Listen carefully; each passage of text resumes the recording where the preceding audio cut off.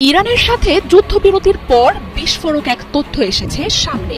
ইসরায়েলের তো ঘুম টোটালি হারাম, আর আমাদের কলিজা জুড়া শান্তি আর শান্তি। ইরানের শত্রুদের সতর্ক করে আবারও হুঁশিয়ারি দিয়েছেন আইআরজিসি কমান্ডার জেনারেল মোহাম্মদ বাকপোর। আজকে ইরান পাকিস্তান প্রসঙ্গে দুর্দান্ত কিছু খবর। ভারত এবং ইসরায়েলের বুকে কি করে কাঁপন ধরিয়ে দিয়েছে এই মুসলিম দেশ দুটো, তার ফিরিস্তি শোনা, তার গল্প শোনা। এবং এতদিন ধরে আমরা যে গল্পগুলো শুনেছি যে ইসরায়েলের কিচ্ছু হয়, ইসরায়েলের কোথায় কোথায় আঘাত করেছে ইরান, তার একটা স্টোরি শোনাবো। আবার ভারতকে কি করে হঠাৎ করে একটা বড় রকম সারপ্রাইজ দিল পাকিস্তান, এটাও শোনাবো। সো শক্ত করে বসেন। মধ্যপ্রাচ্যে ইরান ইসরায়েল সংঘাতের রেশ কাটেনি এখনো। যুদ্ধবিরতি শুরু হলেও ক্ষয়ক্ষতির যন্ত্রণা বুকে নিয়ে বিজয় দাবি করছে দুই পক্ষই, কিন্তু ইসরায়েলের ভেতরে এখন দেখা দিচ্ছে একের পর এক সংকট। ইরানের হামলায় যত ক্ষয়ক্ষতি হয়েছে এর জন্য নেতানিয়াহুর কাছে পাই টু পাই ক্ষতিপূরণ বুঝে নিতে চাইছে ইহুদিরা। গাজায় একদিনে হামাসের হামলায় আরো 10 ইসরায়েলি সেনার মৃত্যু হয়েছে। সম্মানিত দর্শক, আসসালামু আলাইকুম। নতুন একটি ভিডিওতে আপনাকে স্বাগতম। ইরানের সাথে যুদ্ধে জড়িয়ে মহা বিপদে ইসরায়েল, ফাঁস হলো ভয়াবহ তথ্য। যুদ্ধবিরতির মাঝেই ইরানি হামলায় উড়ে গেল 70 ইহুদি সেনা। ভিডিও প্রকাশ করলো ইরান। এদিকে ইরানকে বিশাল বড় সারপ্রাইজ দিল চীন। ভারত ও আমেরিকাকে চমকে দিল পাকিস্তান। নতুন করে ট্রাম্প ও নেতানিয়াহুর ঘুম কেড়ে নিল চীন, পাকিস্তান ও ইরান। বেরিয়ে এলো চাঞ্চল্যকর তথ্য। ইরান ইসরায়েল যুদ্ধের সর্বশেষ আপডেট নিয়ে করা আমাদের আজকের ভিডিওতে অত্যন্ত গুরুত্বপূর্ণ তথ্য শেয়ার করা হয়েছে। দয়া করে ভিডিওটি শুরু থেকে শেষ পর্যন্ত ধৈর্য সহকারে দেখে একটি লাইক দিয়ে সবাইকে বেশি বেশি করে শেয়ার করে দিবেন। সেই সাথে আমাদের ভিডিওটি আপনি বাংলাদেশের কোন জেলায় বসে দেখছেন বা শুনছেন সেটি অবশ্যই কমেন্ট বক্সে কমেন্ট করে জানিয়ে দিতে ভুলবেন না। ভর দুপুরে গাজার খান ইউনুসের দক্ষিণে নিস্তব্ধতা, সবকিছু শান্ত, কোথাও আতঙ্কিত হওয়ার মতো কিছুই নেই। নিরিবিলি নিজেদের মতো ঘুরে বেড়াচ্ছিলেন দখলদার ইসরায়েলি সেনারা। তবে কে জানতো হঠাৎ করেই সেই শান্ত পরিবেশ হয়ে উঠবে শ্বাসরুদ্ধকর। ধুলো মাটি সেই গন্ধই শ্বাস আটকে দেবে, বিকট বিস্ফোরণে কেঁপে উঠবে চারপাশ, মারা যাবেন ইহুদি সেনারা। বহুদিন ধরেই যুদ্ধ চলছে গাজায়, হায়নাদের বিরুদ্ধে লড়ছে প্রতিরোধ যোদ্ধারা। 24 জুন দুপুরে তারাই দেখল অকল্পনীয় তাণ্ডব। উড়ে গেল ইসরায়েলি সেনা সমেত সাঁজোয়া যান। খান ইউনুসের মান এলাকায় আলী ইবনে আবি তালিব মসজিদের পাশে অপেক্ষায় ছিল আল কাসামের একদল প্রশিক্ষিত যোদ্ধা। তাদের হাতে স্থানীয়ভাবে তৈরি বিস্ফোরক সওয়াজ। তাদের লক্ষ্য ছিল পরিষ্কার, ইসরায়েলি সেনাবাহিনীর সাঁজোয়া যানগুলো। দুপুরের মধ্যভাগে 2টি পুমা এপিসি ধীরে ধীরে প্রবেশ করলো সে নির্দিষ্ট গলিতে। চারদিক ছিল নীরব, কিন্তু আড়ালে ছিল লুকিয়ে থাকা মৃত্যুর ছায়া। ঠিক সেই সময় প্রথম বিস্ফোরণটি ঘটে। চোখের পলকে একটি এপিসির কেবিনে ছুড়ে মারা হয় সওয়াজ। পরক্ষণে আগুন জ্বলে ওঠে পুরো গাড়িতে। ভেতরে থাকা 7 জন সৈনিক কেউই আর জীবিত বের হতে পারেননি। তারা ছিল ইসরায়েলের 605তম কমব্যাট ইঞ্জিনিয়ারিং ব্যাটালিয়নের সদস্য, বয়স 19 থেকে 21 বছরের মধ্যে। কিছুক্ষণের মধ্যে তাদের শরীর আগুনে পুড়ে যায়, দেখে চেনার উপায় ছিল না। এর কয়েক মিনিটের মাথায় পাশেই থাকা দ্বিতীয় এপিসিতে বিস্ফোরণ ঘটানো হয়। মাটিতে কম্পন ছড়িয়ে দেয় সেই বিস্ফোরণ। ধুলো, আগুন আর বিস্ফোরকের ধোঁয়ায় ঢেকে যায় গোটা এলাকা। ঘটনাস্থলেই আহত হয় অন্তত 17 জন ইসরায়েলি সেনা। এই জোড়া হামলার ভিডিও চিত্র মঙ্গলবার রাতে প্রকাশ করেছে হামাসের সামরিক শাখা আল কাসাম ব্রিগেড। তাদের সামরিক মিডিয়ায় প্রকাশিত ফুটেজে দেখা যায় এক যোদ্ধা ধীর পায়ে এগিয়ে গিয়ে সরাসরি একটি সাঁজোয়া যানের ভিতরে বিস্ফোরক নিক্ষেপ করছে। এরপর মুহূর্তেই ভয়ঙ্কর বিস্ফোরণ, আগুন, আতঙ্ক। এই ভিডিও সামনে আসতেই সামাজিক মাধ্যমে ছড়িয়ে পড়ে ঝড়ের গতিতে। আল কাসাম বলেছে এটি ছিল একটি জটিল ও সমন্বিত হামলা, যার উদ্দেশ্য ছিল শত্রু সেনাদের জানিয়ে দেওয়া যে গাজার মাটি সহজে কারো কাছে মাথা নত করে না। আল কাসামের মুখপাত্র আবু ওবায়দা এক বিবৃতিতে বলেন, এই সাহসী হামলা প্রমাণ করে দিয়েছে আমাদের প্রতিরোধ যোদ্ধারা শুধু লড়তে জানে না, তারা যুদ্ধ কৌশলেও এখন শত্রুর চেয়ে এগিয়ে। যতদিন গাজায় আগ্রাসন চলবে ততদিন প্রতিদিন শোকযাত্রা হবে ইসরায়েলের জন্য। ইসরায়েলি সরকার নিজের জনগণকে ভুল তথ্য দিচ্ছে। তারা জানে গাজার বালুতে তাদের সেনারা ডুবে যাচ্ছে, তবু রাজনৈতিক স্বার্থে যুদ্ধ চালিয়ে যাচ্ছে তারা। এই হামলার পর খান ইউনুসের আকাশে ঘুরতে দেখা যায় একের পর এক হেলিকপ্টার। আহত সেনাদের সরিয়ে নেওয়ার প্রক্রিয়া চলে ঘন্টার পর ঘন্টা। আশপাশে এলাকার বাসিন্দারা জানান, বিস্ফোরণের পর তারা প্রচন্ড আতঙ্কিত হয়ে পড়েন। অনেকে আশ্রয় নেন বাড়ির নিচতলায়, কেউ সেখান থেকেও বেরিয়ে খোলা মাঠে চলে যান। স্থানীয় সূত্রগুলো জানায়, ইসরায়েলি সেনাবাহিনী হামলার পর ওই এলাকা ঘিরে ফেলে তল্লাশি চালায়, কিন্তু হামলাকারীদের ধরতে ব্যর্থ হয়। আল কাসামের যোদ্ধারা হামলা চালিয়েই নিরাপদে সরে যায়। এই ঘটনায় ইসরায়েলি প্রতিরক্ষা মন্ত্রণালয় মুখ খুললেও বিস্তারিত কিছু জানায়নি। শুধু নিশ্চিত করেছে যে 7 জন সেনা নিহত হয়েছে এবং আরো 17 জন গুরুতর আহত। সামরিক বিশ্লেষকরা বলছেন, এই ধরনের সংঘর্ষে এত সংখ্যক সেনার প্রাণহানি ইসরায়েলের জন্য এক বড় ধাক্কা। গাজার ভেতরে ঢুকে যে তারা পরিস্থিতি নিয়ন্ত্রণ নিতে পারবে সেই ধারণা দিনে দিনে ভেঙে পড়ছে। ইরানের প্রতিরক্ষা মন্ত্রী তিনি এই মুহূর্তে সফরে আছেন চীনে। এবং চীন থেকে তিনি বড় রকম অস্ত্র কেনার চুক্তি করতে গেছেন, এমনটি বলা হচ্ছে আন্তর্জাতিক গণমাধ্যমগুলোতে। বলা হচ্ছে যে পাকিস্তান এবং ভারত যে লড়াইটি করেছে, সে লড়াইতে পাকিস্তান J-10C-17 থান্ডার সহ যেই সব মিসাইল বা যুদ্ধ বিমান ব্যবহার করে ভারতের রাফায়েলকে নাকাল করেছে, S-400 কে নাকাল করেছে, MiG-29 কে কি বলবো যে বিপদে ফেলেছে। তো সবকিছু এই মুহূর্তে পৃথিবীর কাছে খুব তরতাজা। ইরান দখলদারদের সাথে লড়াইতে বুঝে গেছে যে তাদের আকাশ প্রতিরক্ষা সিস্টেম এবং যুদ্ধ বিমানের ক্ষেত্রে তাদের যথেষ্ট দুর্বলতা রয়েছে, এবং ইরান যুদ্ধবিরতির প্রথম দিনই চলে গেছে চীনের কাছে, এবং তারা কিছুটা রাশিয়ার প্রতি নাখোশ, কারণ রাশিয়াকে তারা অর্থ দিয়েও SU-35 এখনো পায়নি। বলছে রাশিয়া খুব ধীর গতিতে তাদের চালান হ্যান্ডওভারের দিকে যাচ্ছে। এটি ইরানের কি বলবো যে তাদের প্রতি অসন্তুষ্টি প্রকাশের খবর পাওয়া গেছে।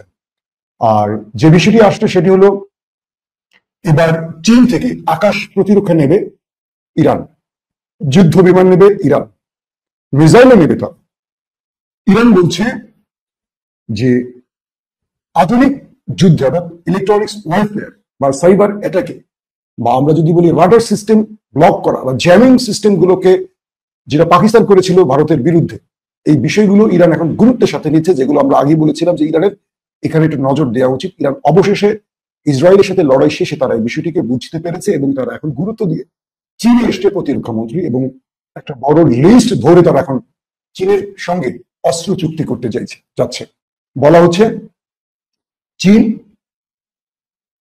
নতুন প্রযুক্তিগত ইসরায়েল বা আমেরিকাকে মোকাবেলা করার সক্ষমতা আছে এমন অস্ত্র দিতে যাচ্ছে এবার চীন ইরানকে। তো চীনের পঞ্চম প্রজন্মের যুদ্ধ বিমান, পঞ্চম প্রজন্মের আকাশ প্রতিরক্ষা সিস্টেম গুলো খুব বেশি সমাদৃত হয়েছে পাকিস্তানের কারণে। তো সেই ক্ষেত্রে আমার হঠাৎ করে সকালবেলা গলা বসে যায়, এটা দুঃখিত, একটু বিরক্ত হচ্ছে, আপনারা বিরক্ত হচ্ছে, একটু ওয়ার্ড লাগছে বিষয়টা।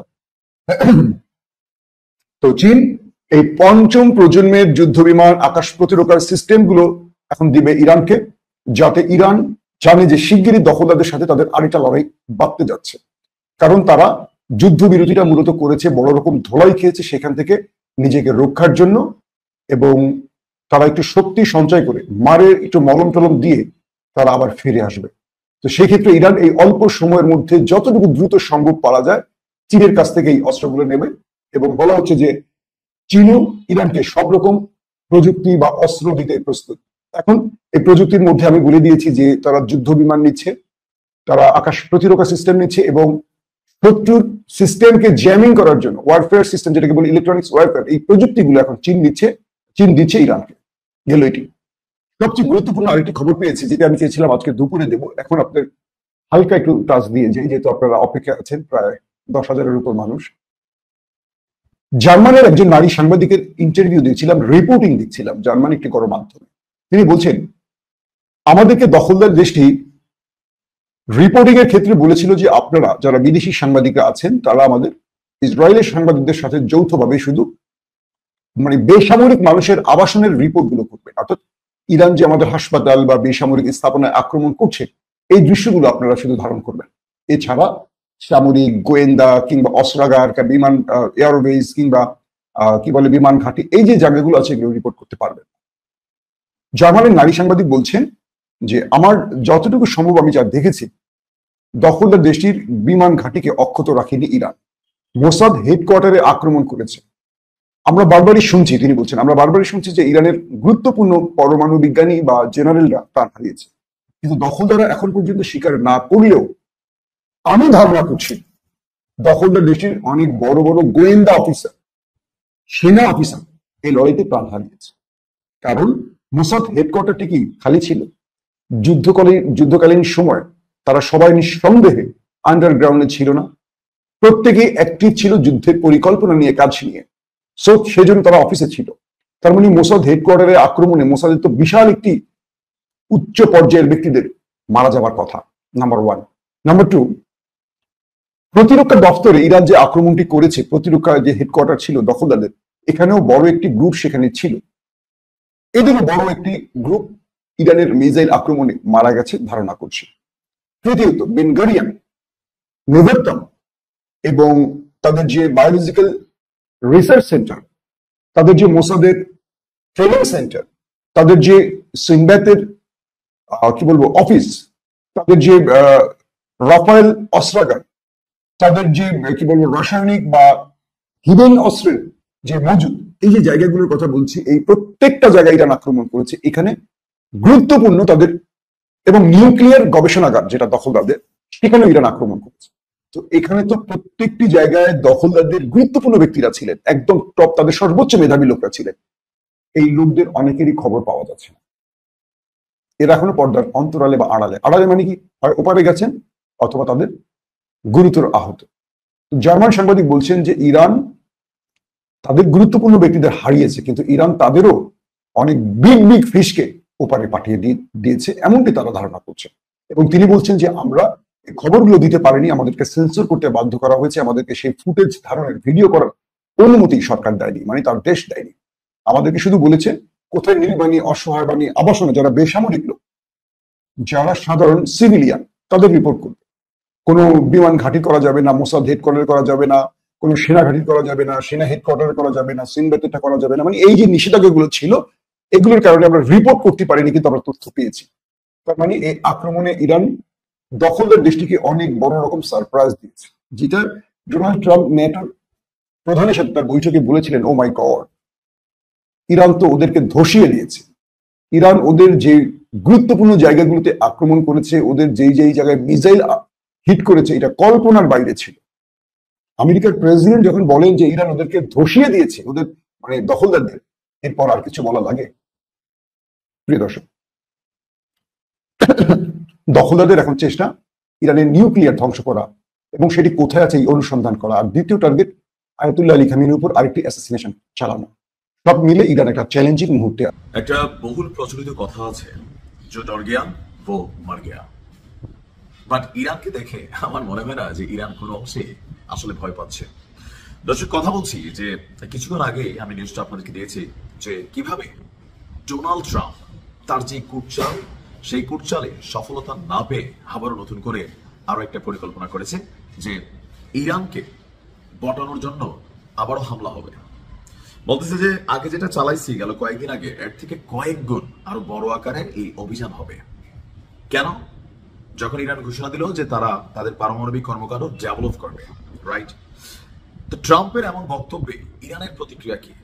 আসেন, ইরান বলছে যে এতদিন যাবত, এত বছর যাবত আন্তর্জাতিক আণবিক শক্তি সংস্থা, এটা হচ্ছে সারা পৃথিবীতে যারা ধরেন এই পরমাণু বিষয় নিয়ে কাজ করে, তাদের একটা সংস্থা আছে, যেই সকল দেশ এটার সাথে কানেক্টেড, তো তারা ওইখানে বেশ কিছু রুলস রেগুলেশন আছে, এগুলো মানতে হয়, আবার নজরদারি তদারকি করা হয়। এটা কিন্তু আমেরিকা বা ন্যাটো বা জার্মানি, এগুলো তাদেরই করা। তারা চায় যে কে কতদূর কি করতেছে এগুলো নজরদারি করার জন্য।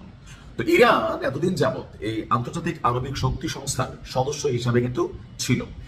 তারা মাঝে মাঝে আসতো, দেখভাল করতো, বাট ইরানের যেটা করা দরকার সেটা গোপনে করতো। কিন্তু এরপরেও এরাও কিন্তু ইরানের বিরুদ্ধে অবস্থান নিয়েছিল, কারণ এরা তো আমেরিকার পক্ষেই কাজ করছে।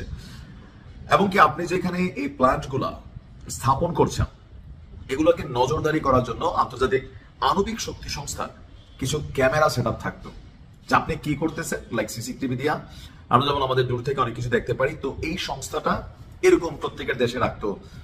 তো ইরান যেটা করতো সেটা হচ্ছে গোপনে, আর যেটা হচ্ছে প্রকাশ্যে যেটা করার, এটা হচ্ছে এই যে আপনার ইউরেনিয়াম সমৃদ্ধ বাংলাদেশে আছে না রূপপুর পাওয়ার প্ল্যান্ট, যেটা হচ্ছে আণবিক যে হয়েছে।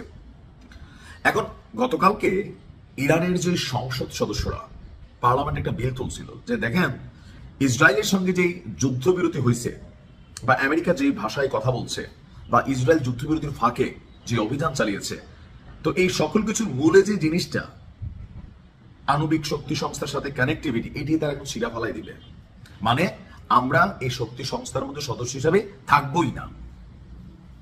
কম বেশি তো নজরদারি হচ্ছিল আমেরিকার, এখন এটা কি হচ্ছে, হিতে বিপরীত হচ্ছে।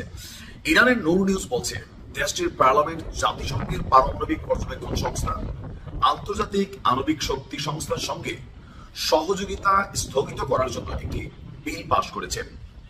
আপনার এই বিলটির অধীনে যারা আন্তর্জাতিক আণবিক শক্তি সংস্থার পরিদর্শকরা আছেন তারা কেবল সর্বোচ্চ জাতীয় নিরাপত্তা পরিষদের স্পষ্ট অনুমোদনের মাধ্যমে এবং সংস্থাটি যদি দেশের পারমাণবিক স্থাপনাগুলোর নিরাপত্তার নিশ্চয়তা দেন তবেই ইরানে প্রবেশ করতে পারবেন। দেখা গেলে যখন একটা সংস্থা হয় থাকে না যে আমরা যখন রাজনীতি করি যে আমি একটা দলের কর্মী, যদি আমার কোনো বিপদ আপদ হয় উপরে ভাই আছে আর অনেক লেয়ারের মানুষ আছে তারা আমাকে প্রটোকল দেবে, বাট প্রটোকল তো দিচ্ছে না।